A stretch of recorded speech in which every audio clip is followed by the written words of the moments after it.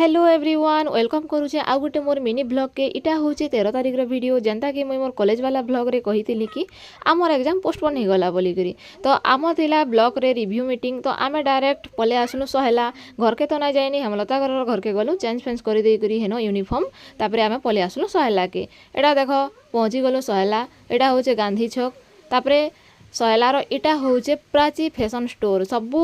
variety fancy सामान इन मिली जासी तुम चाहब बोले इन सुलभ मूल्य घिनी पार्ब तापर आम यहाँ देख पले आसलु ब्लॉक के ब्लॉक रो भितरे अच्छे मिशन शक्ति कैफे जदि तुम नास्ता किंबा लंच जाना भी खाइब बोले हेनके जीव हेनु खाई पार्ब तापर यहाँ पले आसलु मीटिंग अलरेडी स्टार्ट हो जाइला न आम पछे आसलु जेकर लास्ट सीट न बसलु आ देख आम रिव्यू मीटिंग रे सार मैडम सब किसी आमके कहउछन पूरा 2 बजे तक मीटिंग चलला मीटिंग सरी गला परे